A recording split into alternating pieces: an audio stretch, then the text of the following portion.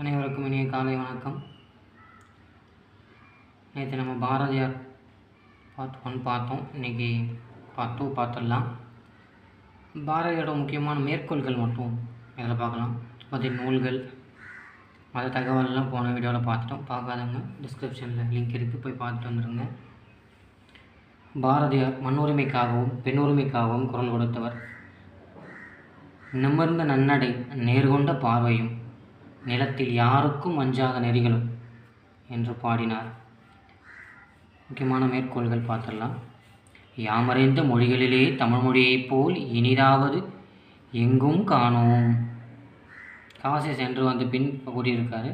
நம்ம போன கிளாஸ்லேயே பார்த்தோம். 14 மொழியை கற்றுக்கிட்டு தான் இந்த வார்த்தையை சொல்லியிருக்காரு.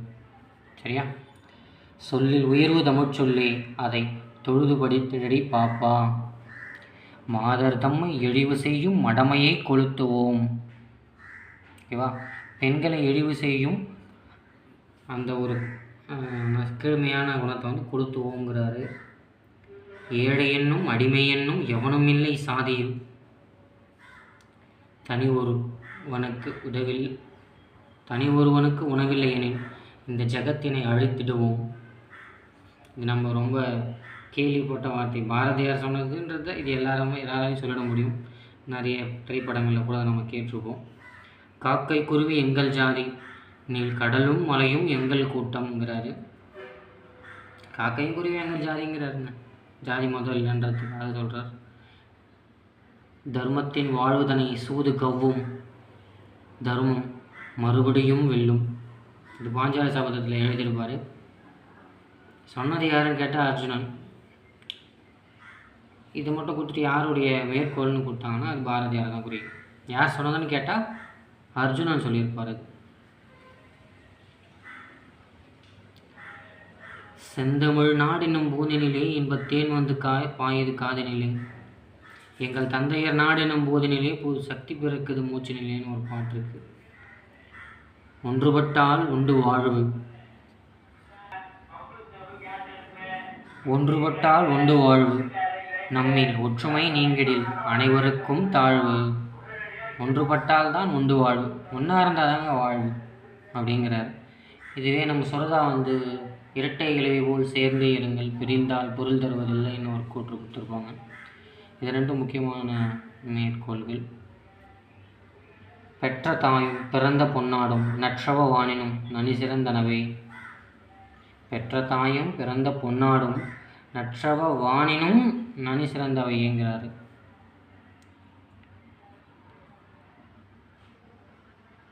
என்று பிறந்தவள் என்று உணராத இயல்பிலனாம் எங்கள் தாய். என் தாயோட தொன்மை வந்து எவ்வளவு முற்பட்டதுங்கிறத இந்த வரியில் வந்து சொல்கிறார். என்று பிறந்தவள் என்று தெரியாத இயல்பினை கொண்டவள் எங்கள் தாய். என்னைக்கு பிறந்தான்னு என் தாய்க்கே தெரியாது. அப்படிப்பட்ட தமிழ் தாய் எங்களுடைய தாய்ங்கிறாரு.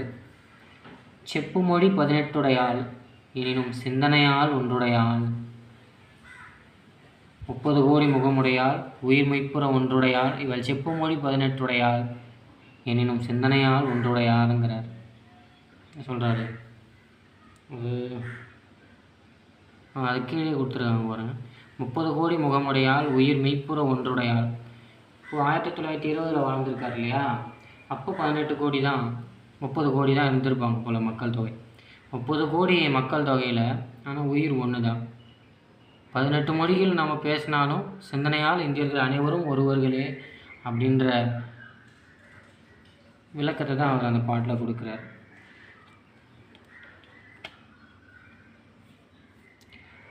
எல்லோருக்கும் ஓர் குலம், எல்லோரும் ஓரினம், எல்லாரும் இந்நாட்டு மன்னர்களே அப்படின்றார். எல்லாரும் இந்நாட்டு மன்னர்கள் தான். புண்ணியங்கள் கோடி ஆங்கோர் ஏழைக்கு எழுத்தறிவித்தல். ஏழைக்கு எழுத்தறிவிக்கிறது தான் புண்ணியங்கள் கோடி புண்ணியங்கள்னு சொல்கிறாங்க. மனதில் உறுதி வேண்டும், வாக்கினில் இனிமை வேண்டும், நினைவு நல்லது வேண்டும். மனசில் உறுதி இருக்கணும், வாக்கில் இனிமை இருக்கணும், பேசுகிறதுல இனிமை இருக்கணும், நல்லதை எண்ணல் வேண்டும். ஓகேவா? நல்லது நினைக்கணும். அந்த பாட்டு தான். 30 கோடி முகமுடையால், உய்மைப்புற ஒன்றுடையால், அது பின்னாடி அந்த செப்பு மொழி 18 எனினும் சிந்தனையால் ஒன்றுடையாள்.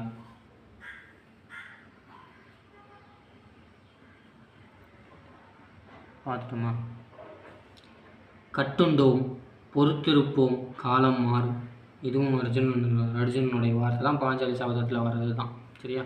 கட்டுண்டோம் பொறுத்திருப்போம் காலம் மாறும். இன்றைக்கி நம்ம எந்த இதுவும் செய்ய முடியாத நிலையில் நம்ம இருந்துகிட்ருப்போம்.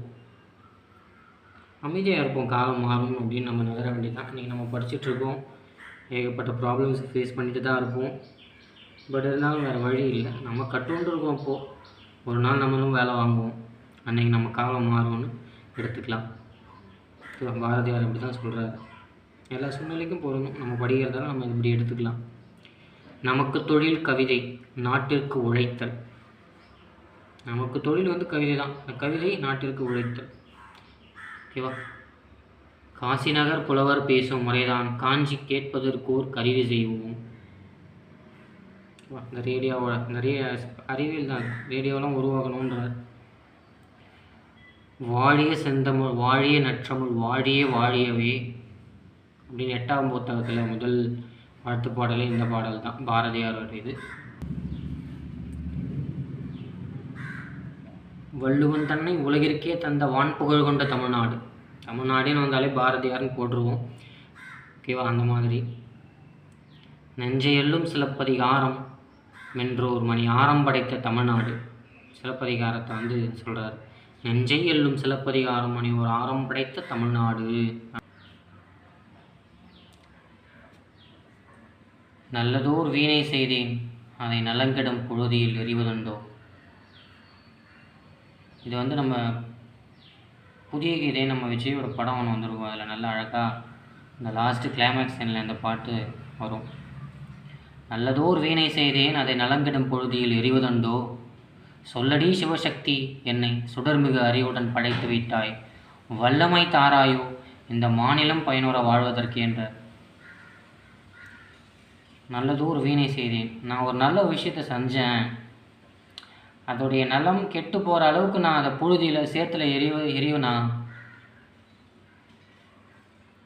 சொல்லடி சிவசக்தி கடவுள்கிட்ட சொல்லடி சொல்லு, நீ எனக்கு என்னை சுடர்மிகு அறிவுடன் படைத்து விட்டாய், என் அறிவோடு நீ படைச்சிட்ட.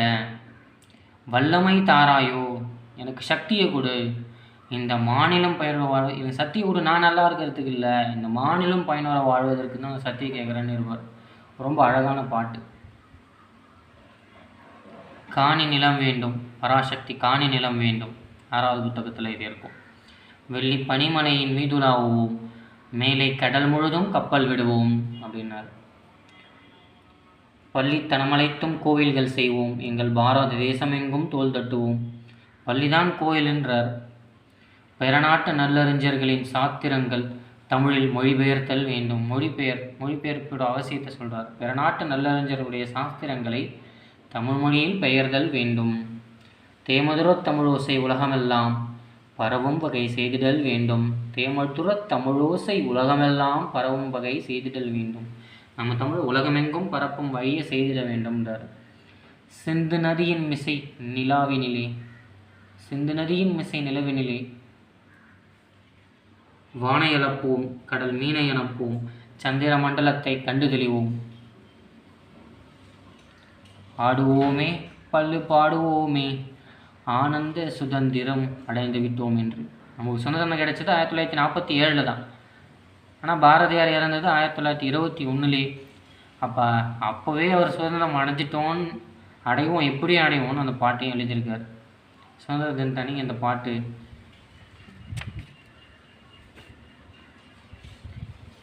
கேட்டிருப்போம்.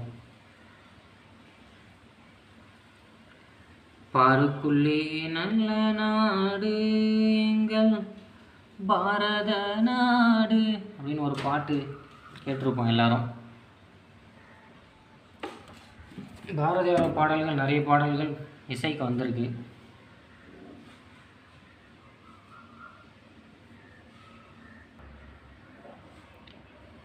அடுத்து பாரதியார் பாடல்களை ஏவி மெய்யப்ப செட்டியாரிடமிருந்து பெற்று நாட்டுடைமையாக்கியவர் ஓமந்தூர் ராமசாமி செட்டியார். ஓபி ராமசாமின்னு அவர் அழைப்போம். நம்ம தமிழ்நாட்டுடைய இல்லை மெட்ராஸ் பிரசிடென்சியோட முதலமைச்சராக இருந்திருப்பார் 1949, 47, 49 காலகட்டத்தோட. பாரதியார் இறப்பு 11/9/1921. 20 நம்ம திலகர் இறந்துருப்பார். குரு சிஷ்யன் அடுத்தடுத்து இறந்ததா சொல்லுவாங்க. திருவல்லிக்கேணியில் இருக்க பார்த்தசாரதி கோயிலில் இருக்க யானை தாக்கி தான் நோய்வாய்ப்பட்டு இறந்துருப்பார். தாக்கினோன்னா இறந்துருக்க மாட்டார். கொஞ்ச நாள் உடம்பு சரியில்லாத இருந்து அப்புறம் தான் இறந்துருப்பார். எல்லாருக்கும் எருமையில் தான் வருவான், ஆனால் பாரதிக்கு மட்டும் யானையை அமைச்சிருக்காங்க அப்படின்னு சொல்லிட்டு சொல்லுவாங்க. பாரதியாரின் நினைவு இல்லம் காணப்படும் இடங்கள்: எட்டயபுரம் தூத்துக்குடியில் அவர் பிறந்த மாவட்டத்தில் இருக்குது. இன்னொன்று திருவல்லிக்கேணி அவர் வாழ்ந்த இடத்துல இருக்குது. மணிமண்டபம் அமைந்துள்ள இடம் எட்டயபுரத்தில் தான் இருக்குது. எட்டயபுரத்தில் தான் மணிமண்டபம் இருக்குது. அடுத்த கிளாஸில் நம்ம பாரதிதாசன் பார்க்கலாம்.